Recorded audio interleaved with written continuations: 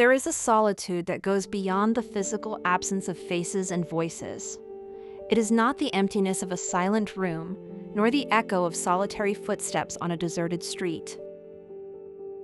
It is a deeper condition, an inner experience that manifests itself even in the midst of crowds, in the beating heart of modern life.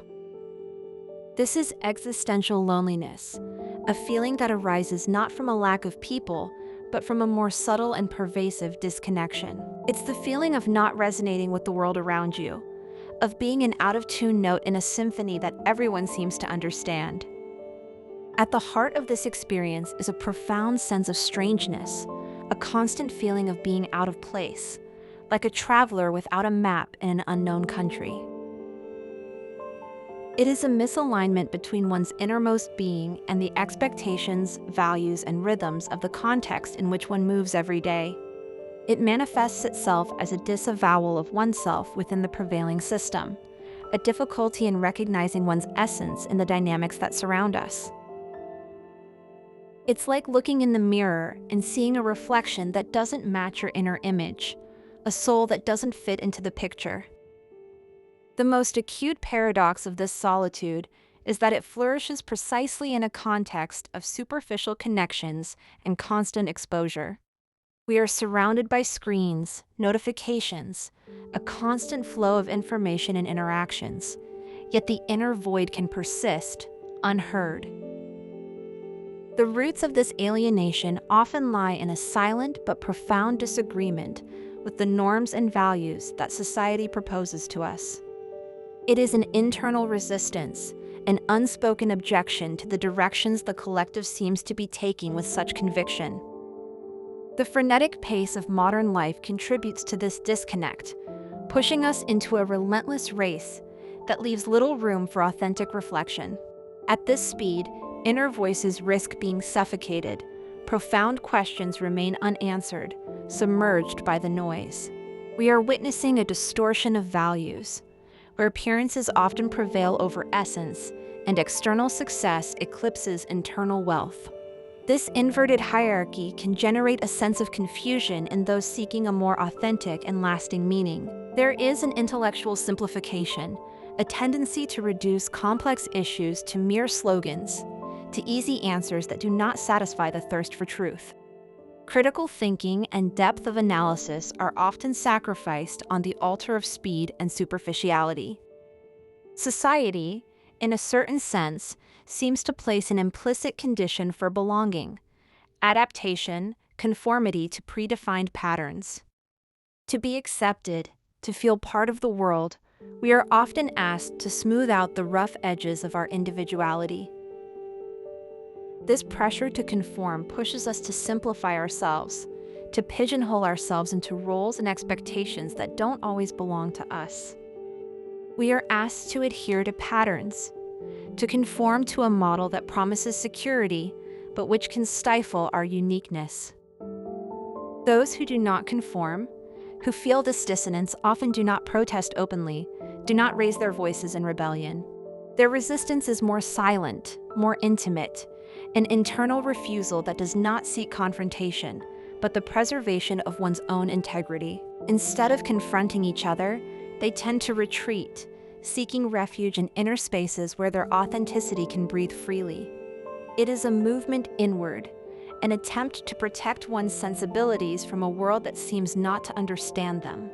The result is a profound sense of alienation and misunderstanding, the sensation of being an island in a sea of indifferent faces. It feels like a book written in a language that no one around us seems to speak or want to learn. This can lead to painful self-doubt, to wondering whether the problem lies within ourselves, whether we are the ones who are wrong or defective. It's a soul-racking question, an uncertainty that undermines one's confidence in one's perception of the world. But it is essential to reinterpret this alienation. It is not necessarily a personal defect, a weakness to be corrected. On the contrary, it could be a sign of an acute sensitivity, of a depth that the outside world struggles to contain. This loneliness, this feeling of being out of place, could be a form of lucidity, an ability to see beyond the veil of collective illusions. It is the vision of those who perceive the cracks in the system, the dissonances that others prefer to ignore or fail to grasp. Society often confuses true connection with mere exposure, believing that being visible means being connected. But visibility does not guarantee intimacy, and constant presence does not equate to an authentic and meaningful connection. Genuine relationships are confused with digital presence, mistaking a like or a comment for a real human exchange. Virtual interactions, however useful, cannot replace the warmth of a gaze, the depth of a face-to-face conversation. And again, true meaning is confused with external success, measuring the value of a life based on material achievements or public recognition. But meaning is an internal experience, a resonance of the soul that cannot be bought or sold. Individuals who experience this solitude are often seekers of depth and authenticity, souls who yearn for something greater. They are those who do not settle for easy answers, who dig beneath the surface in search of more complex and resonant truths. Their loneliness does not arise from a lack of ties, but from a relentless search for authentic connections, for relationships that nourish the soul. It is not a rejection of the other, but a desire for encounters that go beyond superficiality, that touch the heart and mind. In this context, it is crucial to avoid romanticizing this solitude, seeing it as a poetic ideal or a superior condition. It is not a milestone to celebrate in itself, but rather a starting point for a deeper understanding. Likewise, we must not pathologize it, treating it as a disease to be cured, a disorder to be eliminated. It is not a weakness, but a sensitivity, a natural reaction to an environment that does not always reflect our inner selves. Its true nature is that of a signal, an alarm bell that demands attention, that invites us to stop and listen. It's a message from the soul, a call to reconsider our path and our priorities.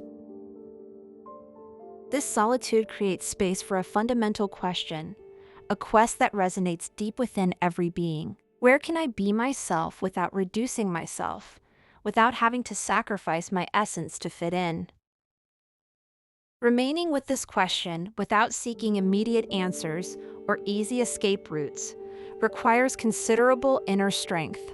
It is an act of courage, a commitment to honor one's truth, even when the path becomes uncertain and lonely. It offers no quick fixes, nor the promise of immediate and unconditional membership in a group or an ideal. Its value lies not in the destination, but in the journey itself, in the transformation it triggers. But precisely in this space of uncertainty, of research, the door opens to a new realm, that of authenticity. This is where you begin to build a bridge between your inner world and external reality, a bridge made of truth and integrity. This solitude, as painful and clarifying as it is, can become a powerful catalyst for personal growth. It is a fire that purifies, that pushes us to strip ourselves of what does not belong to us, to reveal our true essence.